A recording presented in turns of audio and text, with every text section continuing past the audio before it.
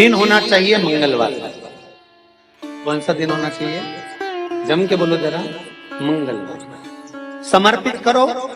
उसके बाद में आप विवाह के लिए अगर समर्पित करे हैं तो विवाह में देरी नहीं होगी। व्यवसाय और व्यापार के लिए या नौकरी के लिए समर्पित करे हैं तो उसमें देरी नहीं होगी। जितने आस्था चैनल पर कथा सुन रहे हो, जितने फेसबुक और यूट्यूब पर सुन रहे हो, बहुत सावधानी से सुनना, बहुत ध्यान दीजिएगा। महाराज एक कथा बड़ी सुंदर है कि आप चाहते हैं कि कोई रोग हमको ना घेरे। आप चाहते हैं कि कोई रोग हमको ना घेरे और आपको लग रहा है कि कोई रोग ऐसा है जो घेर रहा है या कोई शरीर में ऐसा रोग उत्पन्न होने वाला है या कोई बीमारी ऐसी उत्पन्न होने वाली, तो उसके लिए सबसे सुंदर तरीका कि शंकर जी पर अलोनी जो गोबरी होती है, गोबरी जानते हो, कंडा, अलोना कंडा, अलोनी गोबरी, मतलब गाय ने गोबर करा और वो सूख गया, उसको थापा नहीं गया, हाथ से कंडा नहीं बनाया गया, गोबरी नहीं बनाई, केवल गाय ने गोबर करा, वो सूख गया। और वो सूखा हुआ जो गोबर है उसको जलाकर जो भस्म तैयार करी है, उसको जलाकर जो हमने राख तैयार करी है, भस्म बनाई है, उस भस्म को जो तैयार करा गया है, वो भस्म शिव को जो हमने समर्पित करा, उस भस्म को सफेद वस्त्र में लिया और बाबा पर समर्पित करी। उसी भस्म को हम उठा कर लिया। और यदि आप भस्म नहीं चढ़ा सकते तो कभी विश्वनाथ जाएं तो वहां से भस्म लिया, कभी उज्जैनी जाएं तो वहां से भस्म लिया। उस भस्म को हम यदि अपनी नाभि से वक्ष स्थल के मध्य में त्रिकुंड लगा लेते हैं, जीवन में अगर आप मात्र एक महीने में एक बार भी त्रिकुंड अपने वक्ष स्थल के नजदीक में नाभि से ऊपर अगर लगा लेते हैं महाराज, तो ऐसा कोई बड़ा रोग आपकी जिंदगी में प्रवेश कर ही नहीं सकता। इस शरीर के लिए, इस शरीर के अंदर भस्म में जो सुख है, भस्म का जो आनंद है, भस्म का जो रस तत्व है, उसको यदि एक छोटा सा प्रैक्टिकल आप करके देखेंगे तो बाबा कुबेर भंडारी वैसे ही भंडार भर देगा। थोड़ा सा प्रयास, अगर आपके सबके घर में गंगा जल है तो एक प्रयास करके देखिए। कोई कार्य के लिए आप जा रहे हैं और वो कार्य अटक रहा है, नहीं हो रहा, बहुत प्रयास कर लिया, बहुत दिन से लगे हुए हो कि ये काम होना ही चाहिए, ये काम बहुत जरूरी और होना ही चाहिए, नहीं हो रहा। एक कटोरी में गंगा का जल निकालिए और कटोरी में गंगा का जल निकाल कर तुम्हारे घर में एक सिक्का पड़ा हो, 1 रुपया, 2 रुपया, 5 रुपया, कोई सा भी एक सिक्का पड़ा हो, जो भी सिक्का पड़ा हो, कुंदकेश्वर महादेव का नाम लेकर, जहाँ परिंदा होता है, पानी का मटका होता है, पितरों का स्थान होता है, हंडा भरते हो, मटका भरते हो, उसके पास में उस कटोरी को रखकर 1 का सिक्का, 2 का सिक्का, 5 का सिक्का, 10 का सिक्का, जो तुम्हारे पास सिक्का पड़ा हो, जो भी तुम्हारे पास पड़ा हो, वो सिक्के को हथेली में लेकर कुंदकेश्वर महादेव का नाम लेकर उस कटोरी में डाल दीजिए और उस जल को नैनों से लगाकर आप काम के लिए निकल जाइए। वो काम आपका सफल होकर ही रहेगा, छूट नहीं सकता। गंगा के जल में वो बल होता है और आप जो सिक्का डाल रहे हो वो ये समझ कर डालें कि कुंदकेश्वर महादेव को मैं गंगा में स्नान करने के लिए। हमारे यहाँ पहले हमने भी देखा, आपने भी देखा होगा, किसी जब बारिश नहीं होती है या कोई काम अटक जाता है, जब बारिश, तो क्या करते थे पहले के जमाने में कि मंदिर को पैक कर दे, उसमें पानी भर दे शंकर जी को। आपने कई जगह देखा होगा, उसमें शिव जी को डुबा, तो किसके लिए डुबाते थे? कुंदकेश्वर महादेव को।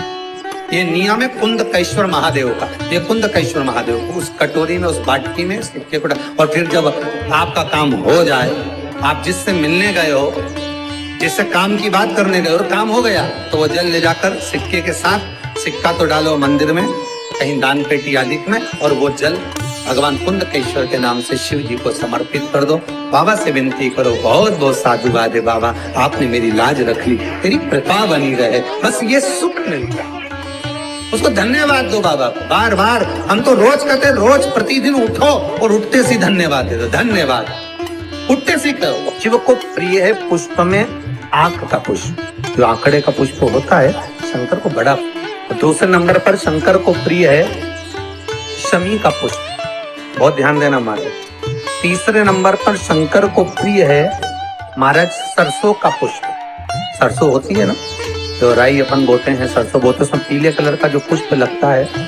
हमारा तो निवेदन रहता है जब तक सरसों आए तो प्रयास करा करो कि सरसों के 108 पुष्प शंकर भगवान पर चढ़ाना प्रारंभ कर दो। महाराज ये पक्का है कि वर्ष भर कोई बड़ी बीमारी आपको घेर नहीं सकते अगर सरसों के फूल शिव को चढ़ रहे हैं तो। और प्रयास करना कि सरसों का जो पुष्प होता है, सरसों का जो फूल होता है महाराज, अगर कोई व्यक्ति को किडनी या लीवर से जुड़ी हुई कोई तकलीफ होती है या किसी व्यक्ति का एक्सीडेंट हो गया होता है और उसका कोई अंग रह गया हो, कोई शरीर का कोई भाग रह गया और वो काम नहीं कर रहा हो, जैसे किसी के पांव रह जाते हैं एक्सीडेंट के बाद, किसी का हाथ रह जाता है या कोई अंग काम नहीं कर रहा हो, वहां ब्लड पहुंच नहीं रहा हो, वो जगह एकदम सुन्न हो गई है, खाली पड़ गई, तो उसके लिए शिव महापुराण की कथा कहती है कि सरसों के पुष्प 11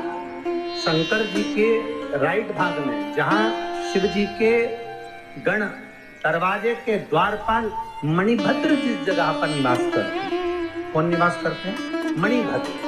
शंकर जी के दरवाजे के द्वारपाल है मणिभद्र, तो मणिभद्र दरवाजे के द्वारपाल में राइट भाग में मणिभद्र जी विराज। मतलब राइट भाग कौन सा हुआ? जब आप मंदिर से बाहर निकलेंगे तो राइट भाग, मंदिर में प्रवेश करेंगे जब राइट नहीं होना चाहिए, आप मंदिर से जब जाएं तो राइट, मतलब आप मंदिर से राइट से जाएंगे तो शंकर जी का भी राइट हो जाएगा, क्योंकि शिव जी ऐसे बैठे हैं तो शंकर जी का भी राइट हो गया, देवताओं का भी राइट हो गया, तो राइट भाग सीधा हाथ मणिभद्र जी का।